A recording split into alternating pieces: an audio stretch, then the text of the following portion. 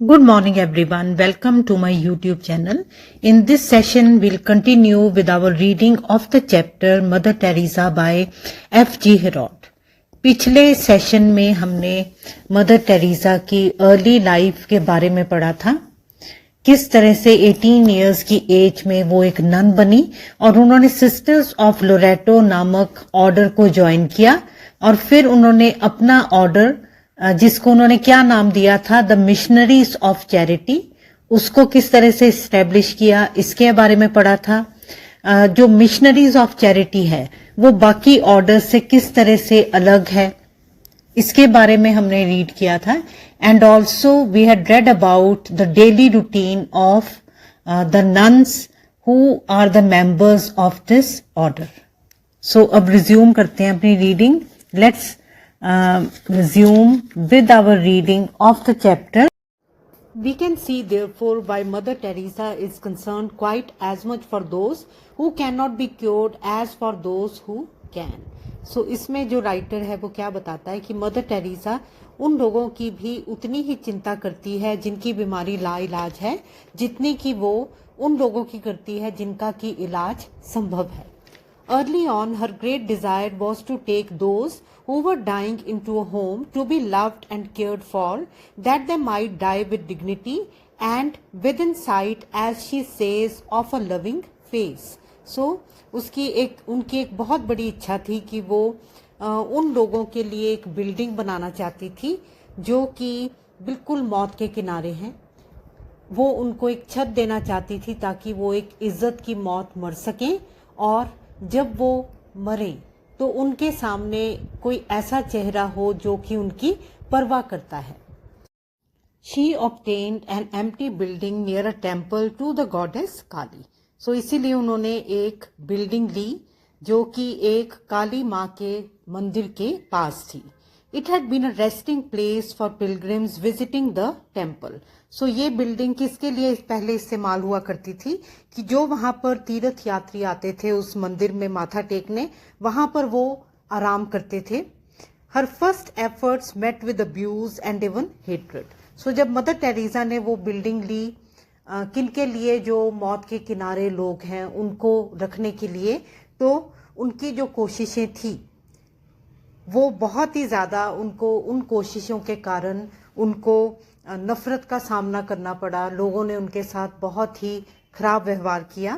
People round about did not like the smell of the dying. लोग क्या कहते थे जो आसपास रहते थे कि हमें यहाँ पर कौन सी स्मेल आती है, जो लोग मर रहे हैं उनकी हमें दुर्गंध आती है और हमें वो अच्छा नहीं लगता।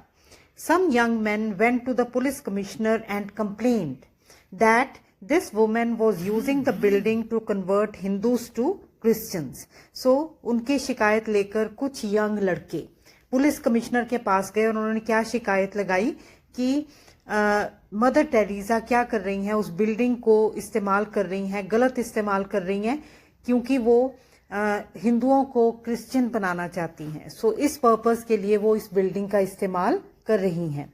He decided to see for himself. सो जो पुलिस कमिश्नर था उसने क्या सोचा कि मैं खुद देखकर आता हूँ।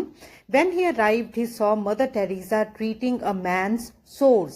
सो जब वो वहां पर पहुंचा तो उसने क्या देखा कि मदर टेरेसा खुद किसी के जख्मों पर मरहम लगा रही थी। सो उसके सोर क्या होता है, किसी भी तरह की जो या कोई जख्म हो गया या कोई फोड़ा हो गया। सो मदर टेरेसा क्या कर रही थी, खुद उन पर मरहम लगा रही थी। The stench was awful. Stench क्या होता है, दुर्गंध, बहुत गंदी स्मेल। सो जो स्मेल आ रही थी वो बहुत, वहां पर खड़े भी नहीं हुआ जा सकता था, इतनी खराब स्मेल आ रही थी, दुर्गंध आ रही थी। Stench said Mother Teresa when it was mentioned. So जब उनको कहा गया कि आप यहाँ पर किस तरह से खड़े हो या आप किस तरह से उसके जख्मों पर मरहम लगा रहे हो, जबकि इतनी ज्यादा उसके जख्मों में से स्मेल आ रही है, उसके फोड़े में से स्मेल आ रही है। तो मदर टेरेसा ने क्या कहा, it is nothing compare to the man to the pain this man suffers. तो उन्होंने क्या कहा कि मुझे तो जो स्मेल आ रही है वो कुछ भी नहीं है अगर हम इसकी तुलना उस व्यक्ति की तकलीफ के साथ, उस व्यक्ति के दर्द के साथ करें। The commissioner return to the young man. So जब कमिश्नर ने ये सब देखा तो वो वापस उनके पास पहुंचा जो शिकायत लेकर गए थे।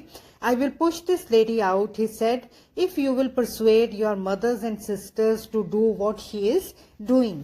सो उसने क्या कहा कि मैं इस लेडी को बाहर निकाल दूंगा, अगर एक शर्त है कि अगर तुम अपनी माओ और बहनों को वही काम करने को बोलो, उनसे वही काम करवाओ जो ये लेडी कर रही है। But the persecution continued. So उसके बाद नेचुरली वो जो यंग लड़के थे उनके पास चुप होने के अलावा कोई और चारा नहीं था, पर वो मदर टेरेसा को तंग करते रहे। सो परसिक्यूशन क्या होती है? क्रूअल ट्रीटमेंट, किसी के साथ जब आप बहुत गलत व्यवहार करते हो। Threats, insults, broken windows. So किस तरह से उनको तंग करते थे वो यंग जो लोग थे? वो कभी तो उनको आकर धमकियां देते थे, थ्रेट्स देते थे, इंसल्ट करते थे उनकी, या वो कई बार उनके बिल्डिंग के शीशे तोड़ जाते थे। Then one day a crowd stood round a man lying on the pavement outside this new house for dying destitutes. So mother Teresa ने उस बिल्डिंग का नाम क्या रख दिया था? House for dying destitutes. So destitute कौन होता है? जो कि a person who is in a very bad condition, जो कि बहुत गरीब है, जिसकी कि देखभाल करने वाला भी कोई नहीं है। सो उन्होंने उस बिल्डिंग का क्या नाम रखा था? House for dying destitutes. So एक दिन उस बिल्डिंग के बाहर एक व्यक्ति सड़क पर पड़ा हुआ था। No one would go near him. उसके पास कोई भी नहीं आ रहा था। He was dying of cholera. So उसकी मौत हैजे के कारण हो रही थी। सो बहुत बीमार था वो और मौत के पास था। But Mother Teresa appeared. So उसके पास कोई भी नहीं जा रहा था, पर मदर टेरेसा आई, gathered the man up in her arms and took him into the home. So वो आई और उन्होंने उस व्यक्ति को खुद उठाया और उसको उस होम के अंदर ले गई, उस बिल्डिंग के अंदर ले गई। After that there was no trouble. So उसके बाद मदर टेरेसा को वहां पर कोई भी प्रॉब्लम का सामना नहीं करना पड़ा। क्यों नहीं करना पड़ा? He was a priest from the Kali temple. क्योंकि जिस व्यक्ति को मदर टेरेसा ने उस समय हेल्प की थी, उसको वो अंदर लेकर गई थी, वो असल में वो उसी मंदिर का ही पुजारी था। There are now 32 of these homes and about half the inmates recover their health through expert nursing. So इस तरह के अब 32 होम्स ऑलरेडी मदर टेरेसा और उनकी ऑर्गेनाइजेशन बना चुकी है। And about half the inmates recover their health through expert nursing. और कमाल की बात क्या है कि जो लोग बिल्कुल मौत के पास होते हैं उनको ही वो उस घर में, उस होम में शरण देती हैं। और कमाल की बात क्या है कि उनमें से तकरीबन आधे लोग ठीक हो जाते हैं सिर्फ देखभाल की वजह से। सो जो बिल्कुल मौत के किनारे हैं वो भी वापस आ जाते हैं जब उनको उनकी देखभाल ठीक तरह से होती है। Next para. Then there are the homes for unwanted children and babies. इसके अलावा मदर टेरेसा और उनकी ऑर्गेनाइजेशन ने कुछ होम्स बनाए हैं। किनके लिए? उन बच्चों के लिए, छोटे बेबीज के लिए जो कि अनवांटेड हैं, जिनको कि उनके पेरेंट्स जिनसे छुटकारा पाना चाहते हैं, जिन्हें चाहते नहीं हैं। The sisters bring in homeless and friendless children. So जो सिस्टर्स हैं वो कुछ ऐसे बच्चों को लेकर आती हैं अपने साथ जिनका कोई घर नहीं है, जिनकी कोई परिवार नहीं है। They find babies in dustbins, drains, on rubbish dumps and doorsteps. So कुछ काफ़ी बच्चे उन्हें मिलते हैं जो कि फेंके हुए हैं। कहाँ पर? डस्टबिन्स में, ड्रेन्स नालियाँ, रबिश डम्प्स कूड़े के ढेर पर, और कभी कभी दरवाजे पर भी, दहलीज पर भी। Some weigh as little as 2 pounds। और वो इतने कमज़ोर होते हैं कि उनकी कई बार तो वेट सिर्फ 2 पाउंड ही होता है। There are more today than ever there were the result of new sex freedom without contraceptives. So ये पहले से इन बच्चों की गिनती जो कि पेरेंट्स को नहीं चाहिए होते, उनकी गिनती बढ़ चुकी है। Many of the children are covered with sores and infested with lice. So जब वो सिस्टर्स उनको लेकर आती हैं अपने साथ, तो वो बच्चे, उनकी जो बॉडीज होती हैं वो सोर्स के साथ कवर्ड होती हैं। अब सोर होता क्या है? सोर is a painful place on the body, जहां पर दर्द होती हो। से कुछ भी हो सकता है, फोड़ा हो सकता है, फुंसी हो सकती है, या कोई जख्म हो सकता है। सो वो बच्चों के ऊपर सोर्स होते हैं, उनकी बॉडी के ऊपर, और लाइस, जुएं पड़ी होती हैं उनको।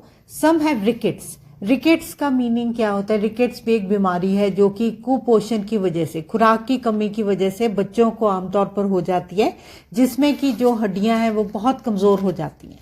सो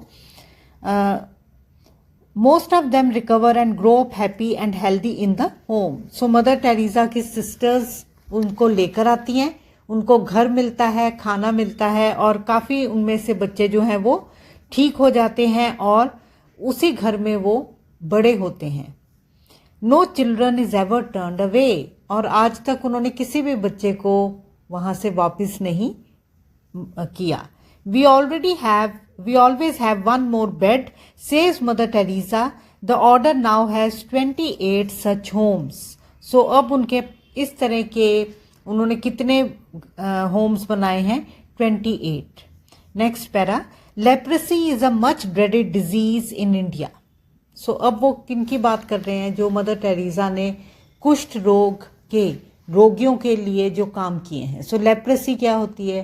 कुष्ठ रोग, जिसको पंजाबी में कोढ़ की बीमारी कहते हैं। सो ये क्या होता है? इसमें बॉडी पर वाइट पैचेस आ जाते हैं और जो अंग हैं वो गलना शुरू हो जाते हैं, गलकर नीचे गिरना शुरू हो जाते हैं। So it's a very dreaded disease. लोग बहुत डरते हैं, छूत की बीमारी है ये।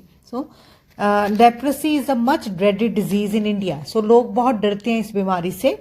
Lepers, wealthy and poor, high and low caste, huddled together in the slums, shunned by their families and friends, begging for their daily bread.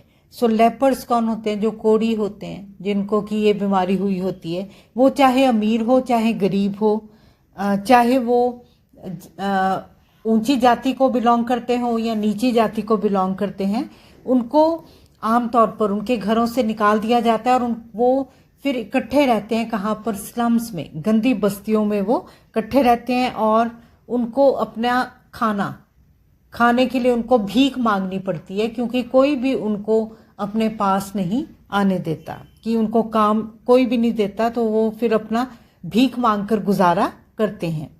Neighbors have only to complain that someone's face, for instance, does not look healthy, and police will soon visit the victim. So इसमें लोग इतना ज़्यादा इससे डरते हैं और सरकार भी इतना घबराती है। उन टाइम्स की बात हो रही है कि अगर पड़ोसियों ने सिर्फ शिकायत ही कर दी है कि इस व्यक्ति का चेहरा थोड़ा सा अजीब लग रहा है, तो उसी टाइम पर जो पुलिस है वो वहाँ पर पहुँच जाती है। सो कि यही बताना होता है कि ये लग रहा है कि शायद इसको ये रोग है, कुष्ठ रोग है, लेप्रेसी है। सो ये बताना ही होता है और पुलिस जो है वो स्ट्रिक्ट एक्शन लेती है और उसी टाइम पर वहां पर पहुंच जाती है। He will not be given 48 hours to leave his home. और उसको सिर्फ 48 आवर्स ही दिए जाते हैं कि वो अपना घर जो है वो खाली करके चला जाए। सॉरी, नॉट नहीं है यहाँ पर, सिर्फ क्या है? He will be given 48 hours, कि उसको सिर्फ 48 घंटे दिए जाते हैं कि वो अपने घर को छोड़कर चला जाए। So when he asks where he should go, he is told to make his own arrangements. So जब वो बेचारा पूछता है, इस तरह का व्यक्ति जिसको कि ये बीमारी हो गई है या पड़ोसियों को शक है कि उसको ये बीमारी है, तो जब वो पूछता है तो उसको क्या कहा जाता है कि खुद अपना वो देख ले कि उसने कहाँ पर जाना है। Those arrangements are often simply a slum tenement. So फिर वो कहाँ पर जाने को मजबूर हो जाता है? एक इस तरह की बिल्डिंग में जो कि बहुत ही बुरे हालों में, जहाँ पर कि बाकी जो कोढ़ी लोग हैं वो रहते हैं। सो टेनेमेंट क्या होता है? जो कि एक बड़ी सी बिल्डिंग हो जिसमें कई कमरे हों। सो फिर वो व्यक्ति वहाँ पर ही चला जाता है, क्योंकि उसके घर के लोग भी उसको अब उसके साथ नहीं रहना चाहते, पड़ोसियों ने शिकायत कर दी है, तो उसको फिर वो अपना घर छोड़कर जाना पड़ता है। Mother Teresa will take in any leper. So mother Teresa अपने घर में, अपने होम में किसी भी कोढ़ी को ले लेती हैं। वो कभी भी इसमें ये नहीं सोचती कि इसको हमने यहाँ पर एडमिशन नहीं देना। हर जो भी उनके पास लेपर आता है, जो भी कोढ़ी व्यक्ति आता है, उसको वो अपने होम में रख लेती हैं। She began with 5 and a doctor who specialized in leprosy. So उन्होंने जब शुरू किया था तो उनके पास 5 कुष्ठ रोग के रोगी थे और एक डॉक्टर था जो कि इसका एक्सपर्ट था, जो इस रोग का माहिर था। Now there are 70 leprosy clinics. So वहाँ पर से काम बढ़ता बढ़ता इतना हो गया है ये कि मदर टेरेसा ने इतनी हेल्प की है कि अब 70 लेप्रेसी क्लिनिक्स उन्होंने बनवाई हैं। If the disease is caught early enough it can be cured. So इस तरह की बीमारी है कि अगर ये जल्दी पता चल जाए कि किसी को ये बीमारी हो रही है तो फिर इसका इलाज संभव है। But for those who can not be cured there is every care until they die.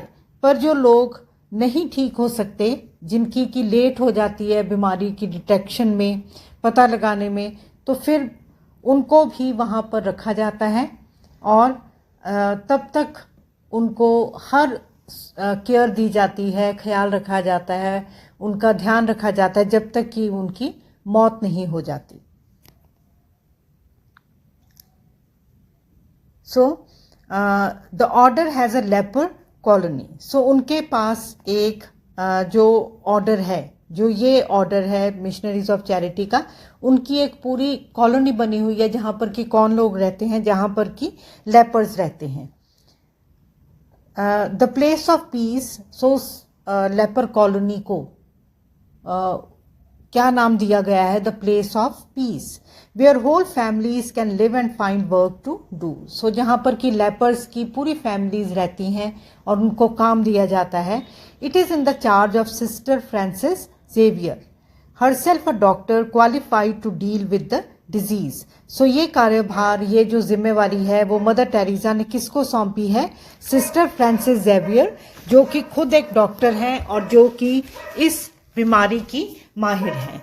The nurses too have been trained specially for the work. So nurses को भी यही ट्रेनिंग दी गई है इस बीमारी को के इलाज की, उनको भी ट्रेनिंग दी गई है। Next para. सो अब आपने देखा है कि इसमें उन्होंने बताया कि मदर टेरेसा ने क्या क्या काम किया है, किन किन लोगों के लिए काम किया है। सो आपको अगर क्वेश्चन आता है कि describe the services rendered by mother Teresa and her organisation to different sections of the society, तो इसमें आपने 4 उनके एफर्ट्स की बात करनी है।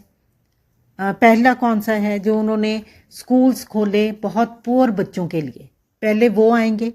और सेकेंडली उन्होंने कौन से वर्क के लिए और काम किया है?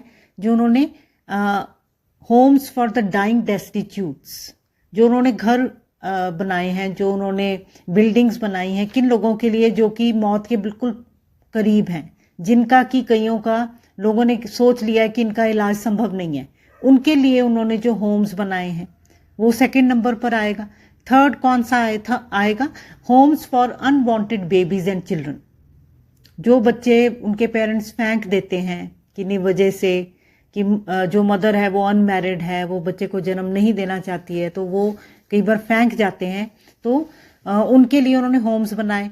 और फोर्थ आप पॉइंट इसमें जो आपका चौथा है वो क्या है कि जो उन्होंने लेपर कॉलोनीज बनाई हैं, जो कोढ़ियों का इलाज, जो कि एक ऐसी बीमारी है जो कि लोग इसका बहुत वहम करते हैं क्योंकि ये छूत की बीमारी है, उनके अपने घर के लोग उनसे दूर हो जाते हैं, पास नहीं आना चाहते अगर किसी को ये बीमारी हो जाती है।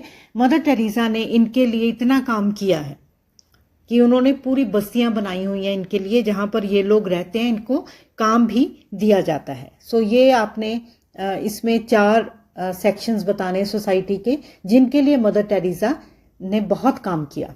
अब आप नेक्स्ट पैरा देखो। The Indian government seeing the value of her work gave her the land 34 acres and a large gift of money. So जब भारत की सरकार ने उनका काम देखा कि इतना ज्यादा वो काम कर रही हैं, तो उन्होंने इनको 34 एकड़ 34 एकर्स इनको जमीन दी and a large gift of money, और बहुत सारे पैसे भी दिए. When the Pope visited her, he gave her his splendid white car before he left. So जब पोप इनके पास इनको मिलने आए रोम से, सो पोप हम पहले बात कर चुके हैं जो कि क्रिश्चियंस के सबसे बड़ी अथॉरिटी हैं, सबसे बड़े धर्म गुरु हैं. सो वो जब आए तो उन्होंने तोहफे में इनको एक बहुत ही शानदार स्प्लेंडेड वाइट कार दी जाने से पहले.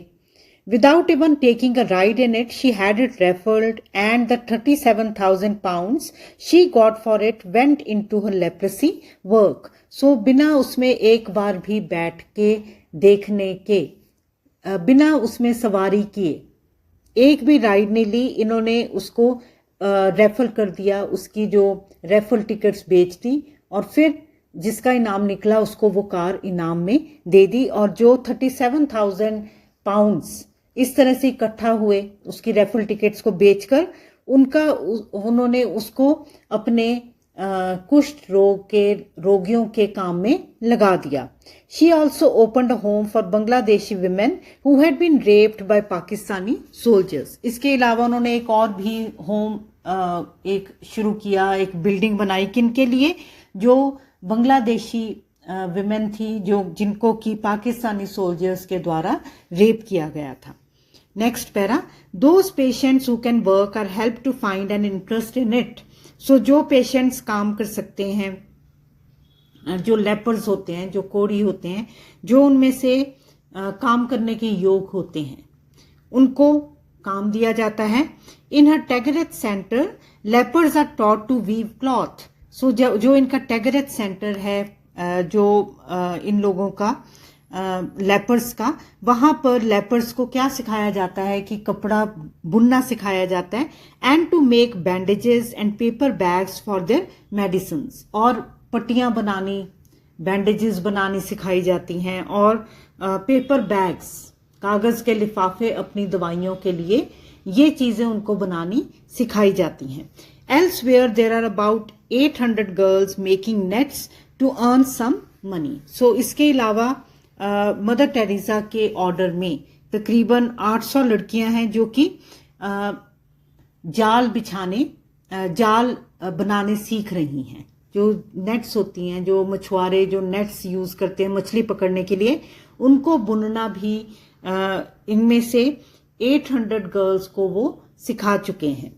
None of them can hope to get married without a dowry of at least 2,000 rupees. So उनकी शादी भी की जाती है और 2,000 की तकरीबन उनको दहेज भी दिया जाता है ऑर्डर के द्वारा, सो मिशनरीज ऑफ चैरिटी के द्वारा. Of course there have always been critics of her work. So अब आगे आते हैं कि मदर टेरेसा बहुत ज्यादा बड़ा काम कर रही थी, बहुत शानदार काम कर रही थी, पर उनके भी आलोचक थे. It was said that her methods were old fashioned. So ये कहा जाता था, उनको क्या लोग किस तरह से क्रिटिसाइज करते थे, क्या आलोचना करते थे कि इनके तरीके पुराने हैं. She could only touch the fringe of the problem of disease and poverty, and that this gave the government an excuse for doing little themselves. और लोग क्या कहते थे कि खुद जो मदर टेरेसा है वो, उनके पास इतना सामर्थ्य नहीं है कि वो बहुत ज्यादा लोगों के लिए काम कर सके. सो जितना वो करती है वो तो सिर्फ एक जैसे बाहरी कोना है, जितना काम करने वाला है उसका. पर इसके साथ क्या हो जाता है कि मदर टेरेसा जब लगी हुई है इधर, तो सरकार के पास भी एक बहाना आ जाता है कि ये कर तो रही है मदर टेरेसा, और सरकार भी नहीं करती, अपने हाथ खींच लेती है. मदर टेरेसा करती हैं, पर जितना वो कर पाती हैं वो बहुत थोड़ा है. और जिसका नुकसान किन लोगों को होता है, जो कि जरूरतमंद लोग हैं, कि सरकार भी अपना पल्ला झाड़ लेती है कि ये कर तो रही हैं, सरकार भी नहीं आगे आती और मदर टेरेसा से होता थोड़ा है. सो ये लोग उनके क्रिटिसिज्म में ये बात कहते हैं. At one time she was accused of selling Indian babies abroad. So एक बार उन पर क्या इल्जाम लगा कि ये बच्चों को बाहर बेचती हैं. What she did and what she still does is to find good homes, sometimes abroad, for many of the children she rears. So असल में वो क्या कर रही थी, जो अब भी करती हैं. So ये लेख कब लिखा गया, जब वो जिंदा थी. तो वो क्या कहता है राइटर की वो करती क्या है, वो असल में जो बच्चों को अपने पास अनाथालय में जो रखती हैं, जो बच्चे जिन बच्चों को बड़ा करती हैं उनके लिए अच्छे घर ढूंढती हैं। सो कई बार कोई बाहर से लोग आते हैं, कपल्स आते हैं जो कि बच्चे को अडॉप्ट करना चाहते हैं और मदर टेरेसा उनको वो बच्चा सौंप देती है। सो कई लोगों ने इसकी क्या बना लिया कि ये बेचती हैं। सो इस तरह के इल्जाम इन पर लगे हैं। Next para, the critics have never deterred her, पर जो भी उनके आलोचक है उनकी बातें सुनकर वो कभी भी उन्होंने अपना उत्साह नहीं गवाया, वो अपने काम पर डटी रही, कभी भी डिस्करेज नहीं हुई। She is so certain that what she does is a service to Christ that she never considers failure. कि वो इतनी श्योर हैं, सर्टेन क्या होता है श्योर, कि उनको इतना पक्का पता है कि जो भी वो कर रही हैं वो क्राइस्ट की सेवा कर रही हैं, कि वो कभी भी असफलता के बारे में सोचती भी नहीं है। इतनी ज्यादा वो उनको भगवान में विश्वास है। Even setbacks are his will. So उनको क्या लगता है कि अगर हमें कहीं पर असफलता मिली है, कहीं पर फेल हो गए हैं, तो ये भी भगवान की ही मर्जी है, तो उसको वो एक्सेप्ट करती हैं। All things work together for good to them that love God. So उनकी फिलॉसफी क्या है कि जो भगवान को प्यार करते हैं उनके लिए अंत में सब कुछ अच्छा ही होता है। One day sister Agnes was worried about the vast number of patients to be fed. So एक दिन जो उनके ऑर्डर में जो सिस्टर एग्नीस थी, जो उनकी पहली रिक्रूट थी, वो चिंता कर रही थी। उन्होंने क्या कहा कि आज बहुत हमारे पास खाना नहीं है और इतने ज़्यादा मरीज हैं हमारे पास, तो हम उनको कहाँ से खाना खिलाएंगे। What will happen tomorrow if we have no food? सो उन्होंने अपनी चिंता मदर टेरेसा को बताई कि कल क्या होगा अगर हमारे पास इनको खाना खिलाने के लिए ही नहीं हुआ। Mother Teresa replied briefly, Why? Isn't God looking after us? Hasn't he seen we get what we want in time? So mother Teresa ने क्या कहा कि आगे भी तो हमेशा से गॉड ने हमारी हेल्प की है। सो जब भी हमें ज़रूरत पड़ी है तो भगवान हमारी मदद के लिए आए हैं और उन्होंने हमें वक्त रहते मदद की है। But this faith is combined with common sense. पर जो उनका भगवान में इतना ज़्यादा विश्वास है उसमें वो अपनी अकल भी साथ में रखती हैं। क्योंकि कई हम लोग देखते हैं, कई लोग इस तरह के होते हैं कि वो कहते हैं कि भगवान में बहुत विश्वास है और आराम से सोए रहते हैं। सो नेचुरली गॉड भी किनकी मदद करेंगे, जो अपनी मदद खुद करते हैं। सो मदर टेरेसा इस बात को बहुत जानती है और मानती है कि God helps those who help themselves, कि अगर भगवान में बहुत विश्वास है इसका मतलब ये नहीं है कि अपनी तरफ से वो कोशिश नहीं करती हैं, अपनी तरफ से वो सारी कोशिश करती हैं। She aspects nothing of God that the sisters can do themselves, कि जो वो खुद कर सकती हैं उसकी आशा वो भगवान से कभी भी नहीं लगाती हैं। She still takes an empty bag on her journeys by plane to collect any food that the steward can find left over. अभी भी अपने साथ वो खाली लिफाफे थैले लेकर जाती हैं जब वो बाय एयर ट्रेवल करती हैं, कि कोई खाना अगर बचा हुआ है तो वो उसको ले आती हैं ताकि उसका इस्तेमाल कर सके। But she will never take money for services rendered and never asks for it. पर कभी भी वो अगर किसी की सेवा करती हैं तो उसके बदले में कभी भी पैसा नहीं लेती हैं, कभी भी मांगती नहीं है पैसा। The order exist and works on donations freely given from everyone willing to help. So जो उनका ऑर्डर है, जो उनकी संस्था है द मिशनरीज ऑफ चैरिटी, वो दान पर ही चलती हैं, जो लोग अपनी मर्जी से दान देते हैं। Next para, There are today 61 centers in India and 28 in other countries. So अब इस तरह के मदर टेरेसा के सेंटर्स कितने हैं? इंडिया में ही 61 और बाहर की कंट्रीज में 28 सेंटर्स बाहर की कंट्रीज में हैं। There are about 2000 sisters and 200 brothers who look after mainly the needs of men and boys.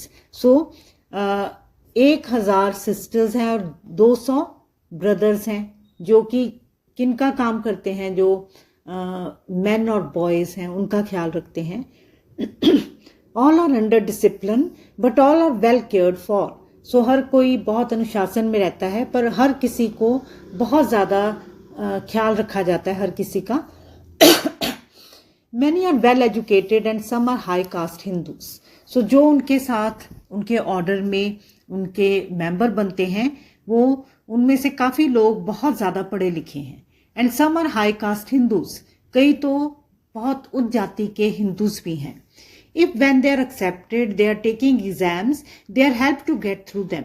So जो हाई कास्ट हिंदूज हैं वो भी कई बार आते हैं इनके पास और फिर उनको वही ट्रेनिंग दी जाती है और उनको फिर अगर वो एग्जाम्स पास करते हैं तो फिर उनको एक्सेप्ट कर लिया जाता है मदर टेरेसा के ऑर्डर में. The work is hard, but Mother Teresa will never ask of anybody anything she is not willing to do herself. So जो काम है वो इनका हार्ड है, मुश्किल है, पर मदर टेरेसा ने कभी भी किसी को ऐसा काम नहीं सौंपा जो वो खुद ना कर सकती हो.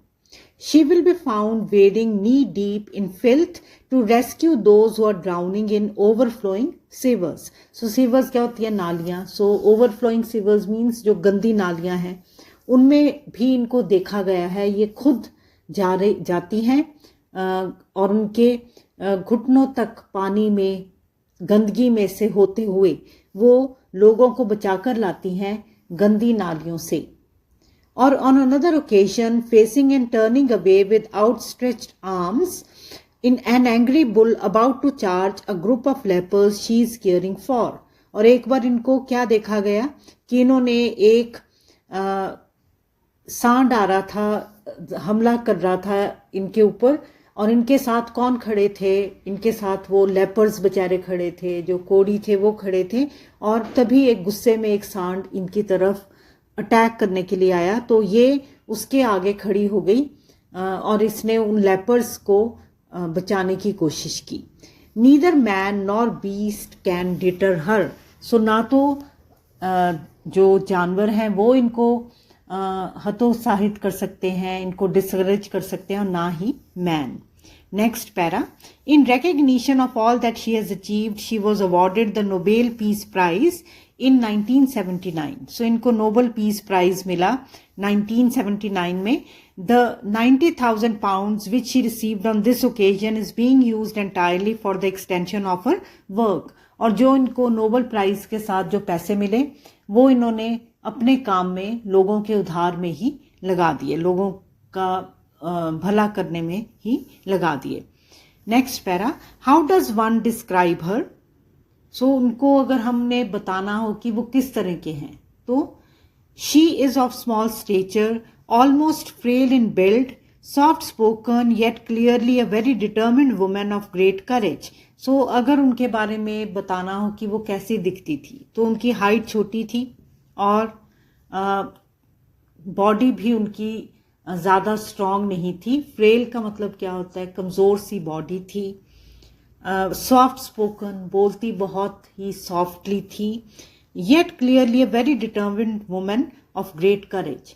फिर भी चाहे वो बड़े पोलाइट थी, सॉफ्ट स्पोकन थी, पर फिर भी उनको देखकर अंदाज़ा लग जाता था कि ये एक बहुत ही इनकी जो इच्छा शक्ति है वो बहुत दृढ़ इच्छा शक्ति वाली ये औरत हैं और ये बहुत ही इनमें हिम्मत है, ग्रेट करेज है. But she feels that without her faith she could have done nothing. पर वो क्या मानती हैं कि बिना जो वो क्रिश्चियनिटी को मानती हैं उस में विश्वास किए बिना वो कुछ भी नहीं कर सकती थी, कि बिना भगवान में, बिना अपने धर्म में विश्वास किए वो कुछ भी नहीं कर सकती थी. For 27 years she said on one occasion, God has fed us all without any income of our own. So वो क्या कहती हैं कि 27 साल तक हमारी कोई इनकम नहीं थी, कहीं से हम कुछ भी नहीं कमा रहे थे, फिर भी भगवान ने हमारी मदद की है कि हम अपने काम में लगे रहे और सबको, किसी को भी भूखे नहीं रहना पड़ा. God has fed us. So ये उनका भगवान में बहुत अटूट विश्वास है. In her presence one feels a wonderful radiance which also shines through her staff as they tackle with cheerful vigour the hard work of every day.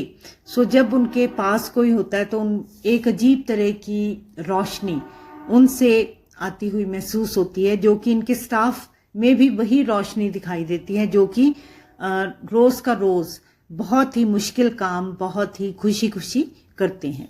last para now.